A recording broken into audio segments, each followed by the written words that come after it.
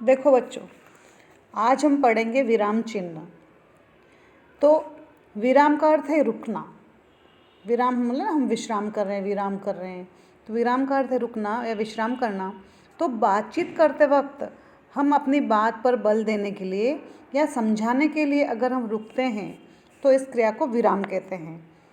और लिखते समय इस प्रक्रिया के लिए कुछ निश्चित चिन्हों का प्रयोग किया जाता है, उसे हम विराम चिन्ह कहते हैं। देखो, जैसे घोड़े को रोको कोमा मत जाने दो, घोड़े को रोको मत जाने दो।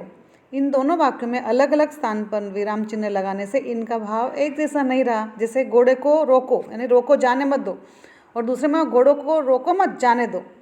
समझ में आया ना। अभी विराम चिन्ह अनेक प्रकार के होते हैं।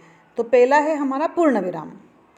पूर्ण विराम यानी इसका प्रयोग वाक्य के पूर्ण होने पर किया जाता है। जैसे उमा ने यह पेंटिंग बनाई है, पूर्ण विराम। दूसरा है अल्प विराम। अल्प विराम यानी पढ़ते अथवा लिखते समय थोड़ी देर रुकने के लिए इनका प्रयोग किया जाता है। जैसे थोड़ी देर रुकते हैं, अरे हाँ कोमा, देखो कोमा, उमा से कह देना जरा करीने से जाए। तो उसको हम ये जो कोमा लगाया वह हम उसको बोलते हैं अल्प विराम, इंग्लिश में कोमा बोलते हैं। अर्ध विराम। अर्ध विराम यानी ऊपर बिंदु और नीचे कोमा। जहाँ अल्प विराम से कुछ अधिक देर तक रुकना हो तो इसका प्रयोग किया जाता है। जैसे सभा सोसाइटियों में जाते हैं अर्ध विराम, मगर चाहते हैं कि लड़की ज़्यादा पढ़ी लिखी न हो। आगे है तुम्हारा विराम चिन्ह प्रश्न सूचक चिन्ह। जिस वाक्य में कोई प्रश्न आदि हो उसका प्रयोग किया जाता है। जैसे क्या आप वहाँ जाओगे, प्रश्नवाचक चिन्ह। आगे है योजक चिन्ह। योजक चिन्ह है ऐसे डैश जो लगाते हैं ना, उसको हम योजक चिन्ह बोलते हैं। तो दो शब्दों को जोड़ने के लिए इसका प्रयोग किया जाता है। जैसे खुद पढ़े लिखे, अब पढ़े के बाद में योजक चिन्ह, लिखे हैं सभा सोसाइटियों में जाते हैं, तो पढ़े लिखे के बीच में जो चिन्ह आता है उसको हम योजक चिन्ह कहते हैं। तो अगला वाला है हमारा विस्मय सूचक चिन्ह, यानी जिसमें हर्ष है, शोक है, घृणा है, विस्मय है, भय है आदि भावों को जब हम व्यक्त करते हैं तो विस्मय बोधक चिन्ह लगाते हैं। जैसे अरे इतना बड़ा सांप, सचमुच हो गया, विराल एक्सक्लेमेटरी ये लगाएंगे, प्रश्न सूचक चिन्ह लगाएंगे।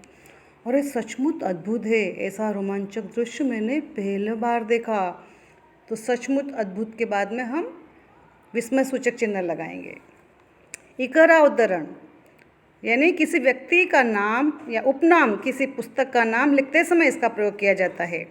जैसे सूर्यकांत त्रिपाठी निराला, तो निराला को हम इकहरा उद्धरण चिन्ह में डालेंगे। यानी किसी व्यक्ति या उपनाम को या किसी पुस्तक का नाम लिखते समय हम इसका प्रयोग करते हैं। दोहरा उद्धरण चिन्ह जब किसी कथन को झोंकाते हुए लिखना हो वहाँ इसका प्रयोग करते होते हैं। जैसे मैं पहले ही पूछ लेता भोग क्या क्या लगेगा, है ना, भोग क्या क्या लगेगा, तो हम उसमें दोहरा उद्धरण चिन्ह लगाएंगे।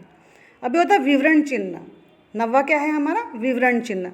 जब किसी वाक्यांश के बारे में कुछ विस्तार से कहना हो तो विवरण चिन्ह का प्रयोग किया जाता है। जैसे मीटिंग है बोर्ड में अभी बुलाया तो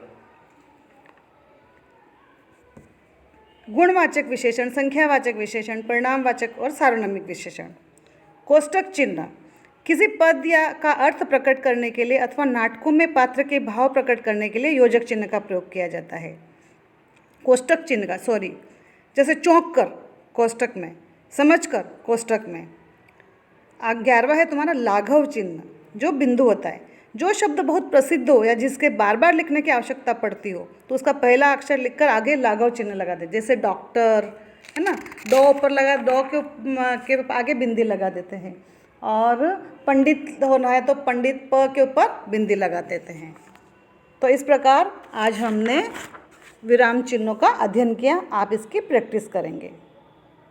थैंक यू।